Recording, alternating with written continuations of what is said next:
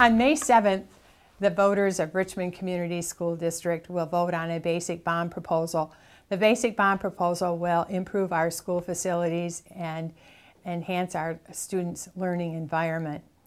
While many of the elements in this bond proposal are visible, many are not. And so we'd like to take some time and have some of our staff members show you what some of those elements and how it could improve the learning for all of our students. There are so many great learning opportunities on the internet today to enhance student learning. Students benefit tremendously by interacting with technology in a hands-on way. When we use our interactive whiteboards, we can have one student interacting at a time while the rest of the class watches. Each 3-minute interaction for a student would take 84 hours to give an entire class one turn. We know that this is not the best learning model for students, and many resources cannot be used. Children learn and are motivated by being actively engaged in these activities. We have children who cannot focus, who cannot attend doing a paper pencil task, but the second that an iPad is presented, it just grabs their attention immediately, and we can get so much more work done and be so much more productive. Hands-on technology is motivating and helps students to be empowered to learn more at a faster rate. Students will have to be prepared to use all sorts of technology in their real-world applications. They need to have the opportunity to practice these skills in a safe learning environment. Technology incorporates higher-level thinking skills and problem-solving, both essential skills for 21st century students. We do have 2 iPads on my caseload of 70 that we do use with our kids, and just the turnaround and the attention and the quality of work that we're able to get using the technology is unbelievable. The progress that we see quicker results with our speech and language goals, and just they love coming down now. They love coming down to speech, and they love working because for them it doesn't feel so much like it's so much work. It's something that they're just so interested in because it is that technology piece. One of the goals is to allow the students to earn privileges to take home tablets so they can work on projects at home. In Boyne Public Schools, they are able to do this. One of the students, Josie Biling, was able to put together this math project using just an iPad and iMovie. Giving children these kinds of tools engages and inspires them to do more creative projects like this, and it's what we hope for in Richmond. The time is now to provide our students with the technology they deserve to be competitive and prepared. Together, we have the power to make this happen. These are K2 centers, which would include 21st century digital learning. With this high-tech program, the students are connected to the curriculum through a digital environment that allows them to take charge of their own learning. This engagement builds independence, self-esteem, creativity, communication skills, and motivation. Technology that will be used in centers is really great because it breaks the kids into small groups, and it's independent learning. So they're actually having programs and applications that they're using adjusted to their own learning. Richmond Community Schools technology labs are also in need of new equipment and internet infrastructure. The network doesn't always sustain a connection as the students work on their projects. With the new standardized testing that's coming out next year, students are going to be required to take that standardized test online.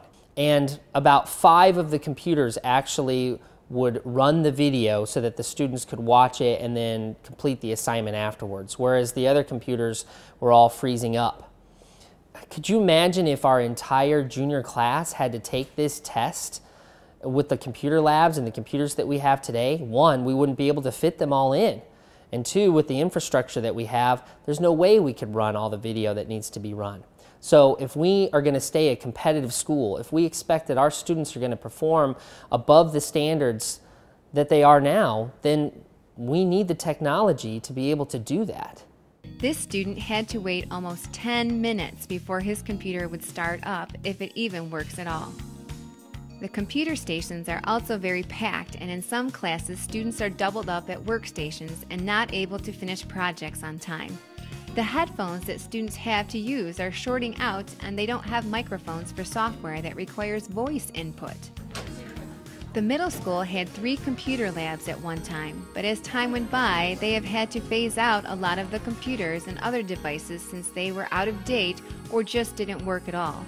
With no funds, they were not able to replace them. Hi, I'm Megan Gabridge. I'm Curriculum Director here at Richmond Community Schools. A few points to make about the bond is that this bond isn't about technology, it's about kids and student learning and engagement. And kids use technology all the time.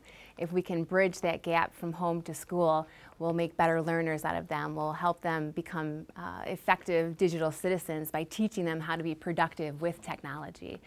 The new curriculum requires us to be project-based. It requires us to interact with different types of media. And with more technology, we can do that. We can meet those standards. So let's not try to just be good enough. Let's aim for something great. Richmond schools are not only looking to upgrade their technology, but also the school grounds.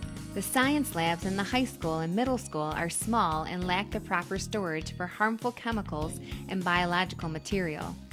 Brian Rudbean is a science teacher in the high school, and he has to contend with these problems and still generate a high standard of education. One of our main concerns for the lab that we have currently is that we don't have any prep area for our students to get all the supplies and get everything ready. Currently, we put all the stuff on a student desk, so we're losing a lot of space for the students. We're losing 1 or 2 areas for the students to actually sit at. If somebody wants to do a chemistry lab, we have to keep all the stuff out. We can't come in and do say if I want to come in to do a physics lab, we cannot currently do that because the space available is not there. There's a lot of stuff that's already left out for other classes to do at other periods. So because of this, there's a safety issue because 1, all the stuff is set out on the students' workstations, which 1, takes it away, 2, leaves it out in the open where it can get bumped, knocked over. And a lot of chemicals we use obviously are very not only poisonous, but volatile and also flammable. So we want to make sure that we have the best safety for our students. The bond proposal includes plans to construct a new science lab that will have the proper storage equipment for the chemicals and biological materials and meet the next generation science standards, which require project-based learning. The track at the high school stadium is in dire need of replacement. After years of patching, it has reached a point where the patches will no longer hold. In some areas, like in the high jump, the concrete is exposed, which creates a danger to the competitors. By fall of next year, the track will not be safe to use. The high school has previously replaced the doors and windows. However, there are still classrooms that haven't gotten new windows. Some don't close all the way, or the molding is falling apart. Some of the playground equipment at Lee Elementary School is starting to show its age. The swing sets are bending, and even some of the equipment has needed to be removed for safety issues. In the bond proposal, there is a request to get new playground equipment to allow more kids to play and get their exercise. The buses are getting old, and some are reaching their 10-year life cycle. Our fleet of buses will be significantly reduced unless the school is able to fund new buses. Richmond Community Schools is leading the way in how we educate our children. By integrating new techniques with technology, students can learn in a fun and engaging way. Learning early on how to be responsible digital citizens, our students will not only master the lesson content, but also be prepared for a global society. Hi, I'm Linda Olson, Superintendent at Richmond Community Schools. On May the 7th, when voters go to the polls for the basic bond proposal election, the basic bond proposal will cost approximately $2.2 million for 13 years. That's about $2.12 a week for a homeowner of a $100,000 home. You can find out more specifics about your situation going to our website at richmond.k12.mi.us and using the tax calculator that we have there. You can put in your township and all the basic information that it asks, and it will calculate out your situation.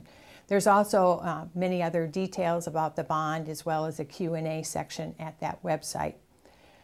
We hope that you have been able to get a better understanding of what the bond proposal means for our students and our school facilities and protecting your investment in the Richmond Community Schools now and into the future. And we thank you for your time in watching this short video and your continued support for Richmond Community Schools.